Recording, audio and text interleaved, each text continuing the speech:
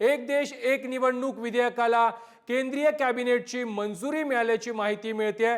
चालू अधिवेशनामध्ये विधेयक येण्याची शक्यता देखील आता वर्तवली जाते। पुढील आठवड्यामध्ये संसदेमध्ये हे विधेयक सादर होऊ शकतं। एक देश एक निवडणूक विधेयक पुढील आठवड्यामध्ये संसदेमध्ये सादर केलं जाणार असल्याची माहिती देखील समोर येते। या संदर्भात अधिक माहिती देत आहेत आमचे प्रतिनिधी शिवाजी काळे। शिवाजी, एक देश एक निवडणूक विधेयकाला केंद्रीय कॅबिनेटची मंजुरी मिळालेली आहे आणि पुढील आठवड्यामध्ये हे विधेयक आता अधिवेशनात संसदेमध्ये मांडलं जाणार आहे। वन नेशन वन इलेक्शन, एक देश एक निवडणूक भाजपचं हे ध्येय आहे आणि त्यांच्या सततच्या आतापर्यंत जो निवडणुकीच्या अगोदर त्या जाहीरनामा जाहीर करतात त्याच्यामध्ये आपल्याला याचा उल्लेख पाहायला मिळतो। आता वन नेशन वन इलेक्शनच्या संदर्भात माजी राष्ट्रपती रामनाथ कोविंद यांची एक समिती नेमण्यात आली होती।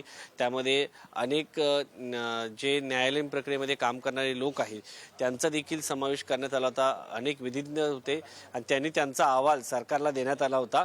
आता या सगळ्या संदर्भामध्ये एक ड्राफ्ट तयार करण्यात आला होता। त्या ड्राफ्टला आता कॅबिनेटने मंजुरी दिलेली आहे। मंजुरी दिल्यानंतर हे विधेयक अगोदर संसदेच्या पटलावरती मांडलं जाईल, राज्यसभा किंवा लोकसभा दोन्हीपैकी एका सभागृहात मांडलं जाईल। त्यानंतर खासदारांच्या जर मंजुरी दिली तर त्याचं कायद्यात रूपांतर होईल किंवा या सगळ्या प्रकरणामध्ये जर विचार केला तर जेपीसी कडे देखील पाठवलं जाऊ शकतं। जॉईंट पार्लमेंटरी कमिटीकडेच जाईल। त्याचा रिपोर्ट आल्यानंतर हे विधेयकाला मंजुरी दिली जाऊ शकते। मात्र या विधेयकाबाबत अनेक चर्चा असतात की या विधेयकाच्या संदर्भामध्ये राज्यांची देखील परवानगी लागेल का, निम्म्याहून अधिक राज्यांची परवानगी लागेल का, असे अनेक प्रश्न या निमित्ताने उपस्थित केले जात आहेत। मात्र सध्या तरी निवडणूकच्या संदर्भामध्ये हे विधेयक आहे आणि या विधेयकाच्या संदर्भात आता मंजुरी दिलेली आहे। ते सभागृहात मांडल्यानंतर याला सर्व पक्षाकडनं पाठिंबा मिळतो की काही विरोधक विरोध करतात। यानंतर हे जे विधेयक आहे हे पार्लमेंटच्या जेपीसी कमिटीकडे पाठवलं जाऊ शकतं। शिवाजी, मात्र इंडिया आघाडीनं याच विधेयकाला या अगोदर विरोध केलेला आहे। एक देश एक निवडणूक या संकल्पनेला देखील काँग्रेससह विरोधकांचा आतापर्यंत विरोध पाहायला मिळालेला आहे। त्यामुळे संसदेत ज्यावेळेला हे विधेयक मांडलं जाईल त्यावेळेला विरोधकांची भूमिका देखील महत्त्वाची ठरणार आहे।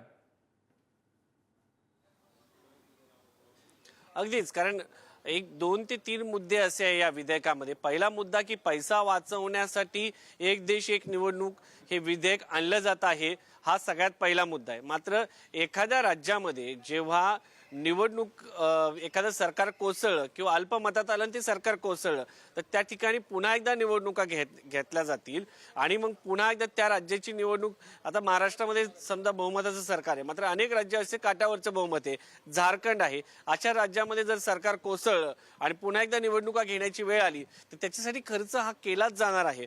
पुन्हा एकदा 2.5 वर्षाने त्या ठिकाणी निवडणुका ज्या आहेत त्या घेतल्या जाणार आहेत। तर अशा वेळेस काय नक्की पर्याय करायचा हा प्रश्न या निमित्ताने उपस्थित होतो। वन नेशन वन इलेक्शन या संदर्भामध्ये ही बाब जी आहे खर्चिक नाही असं सांगितलं जातं। देशामध्ये खूप मोठ्या प्रमाणात निवडणुकांसाठी पैसा खर्च केला जातो आणि आपण आत्ताही पाहिलं असेल की महाराष्ट्र विधानसभा निवडणुकीमध्ये सरकारचा पैसा तो जातोच, मात्र इतर जी उलाढाल आहे ती लाखो कोटी रुपयामध्ये पर्यंत जाते आणि देशाची निवडणूक देखील मोठ्या प्रमाणात पैसा लागतो। यामुळं या प्रकारची योजना अपेक्षित आहे आणि एकदा निवडणुका झाल्या तर विकास कामांना गती येते, सातत्यानं आचारसंहितेचा जे आहे त्याचा बाधा होत नाही, असे मुद्दे आपल्याला पाहायला मिळतात।